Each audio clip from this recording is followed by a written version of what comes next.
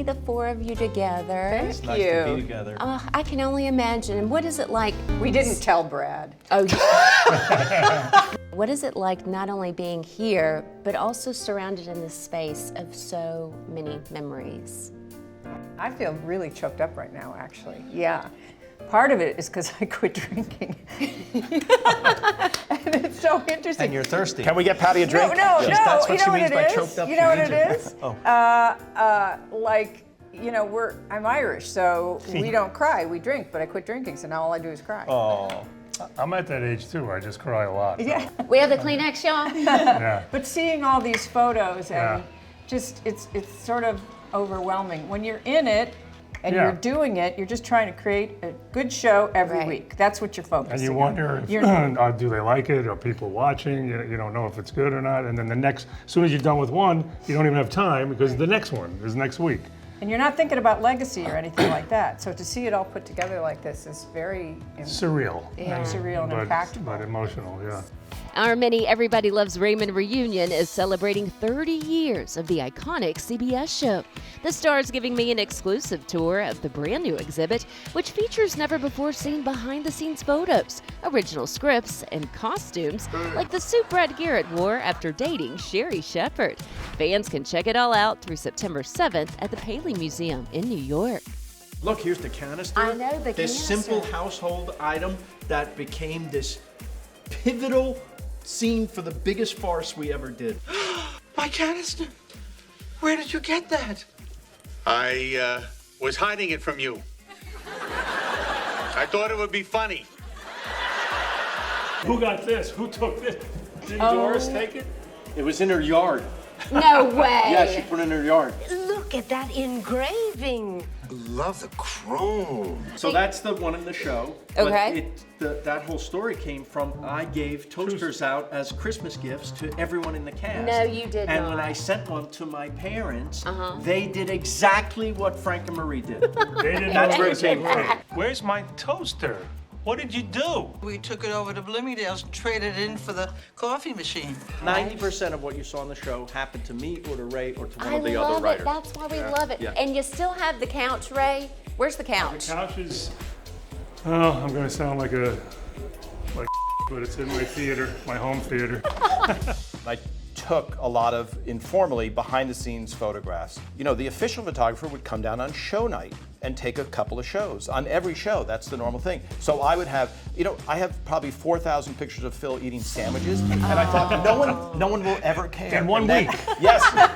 At the 9th season, said, Patty, I've been taking pictures of you for 9.5 years, and I have to tell you. And I thought he was going to say, you've gotten more beautiful with every year. That would be so thoughtful. Wouldn't it have been nice? Yes. He said, you have the worst posture of any actor I've ever seen. How dare you, Tom? Patty is very photogenic. We know that, right? Very much She's so. very attractive. We know all of the positive, but I kept having to be like, stand up, Patty, stand up. Shoulders because back. Eventually, she's going to look at him and go, why didn't you tell me to stand up? That's Right. exactly right. Yeah. This is when you know you have a true friend. But how bittersweet is this moment? You have achieved an incredible milestone, the 30th anniversary, but without the likes of the beloved Peter Boyle and, of course, Doris Roberts. So how much do you feel their presence, especially at times like these? They are as big a part of the show as anybody. So just professionally, we miss them. People talk about, will there be a not a reunion, but a reboot. And the immediate answer is no way, because you can't. They're such a major part of the dynamic of everything. And they're just personally, everyone was close. I mean, it's like these characters were second skin to you guys. Writer and actor Yeah. makes character. And we had the best actors in the world. Truly. And I have to say, in the writer's room with Plus me. Ray. Always making fun of the richest guy. Everybody loves Ray. I just want to play this really quickly. This is a message from Brad. Hello, Raymond. What's that? Oh, it's Ray. Hi, how are you? He doesn't really have it. I owe him a lot, man. I owe that man a lot. He's the best. Yeah. He's the best. Nobody funnier than this guy. Yes. Do you go back and watch old episodes at all? Maybe 5 years ago, I watched one and I realized it was affecting me differently. I was able to step back and enjoy it and appreciate it. And I said, I'm going to watch them all.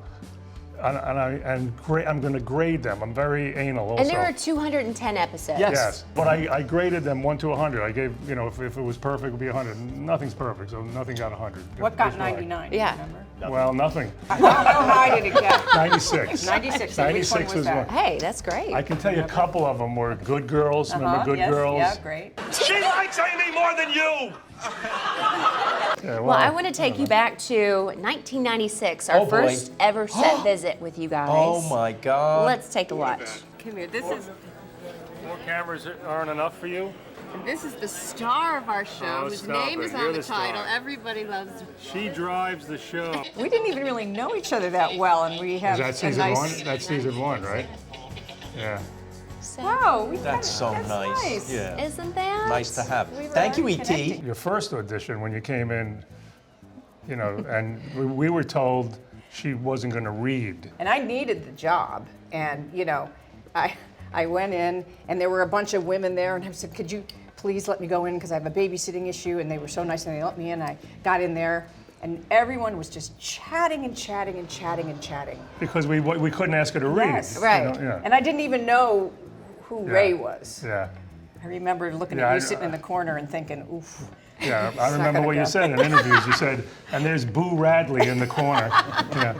But, And that's what won her the job. That got her the No, gig. but I finally said, "Listen, can we read? Because I have a babysitting issue." And I remember Phil specifically going, "You'll read?" I said, "Yeah, of course I'll read. You don't know who I am.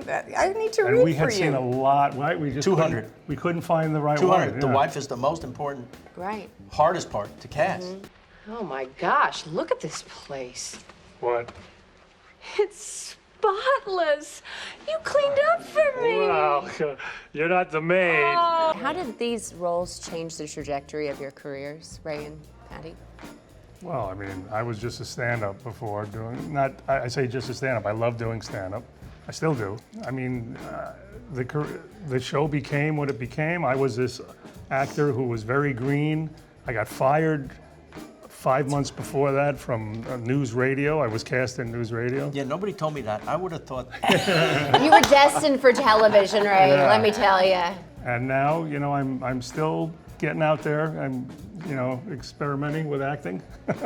And Patty, how did it change your trajectory? Well, I mean, I'm getting choked up again because to be a mom and to have a steady gig for that long with the most wonderful people and the most wonderful writing that you can feel proud of, that appeals to everyone.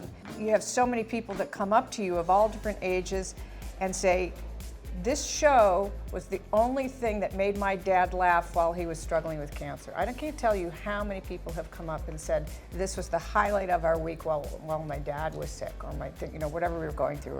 It's so good to see our family represented on a TV show. To be a part of that and to have such enjoyment. And Phil has this incredible career now with his food show. Yeah. But we got the benefit of that. We have the most marvelous food every week on the set. And actors in food, man, that's a big deal. Now, the sitcom creator is all in on his travel documentary. Season 8 of Somebody Feed Phil is now streaming on Netflix. Whenever I'm in a restaurant and I see people coming over with their phone for a camera, I'm like, okay, all right, right by me to get to them. And I'm not joking. I know there have been conversations about you all doing a reunion type get together. We want to do that. Kind of like the ones that Friends did. Yes. So where Yes. are the conversations standing right now? We don't know. But we want to do this. We're trying to get it done, yeah.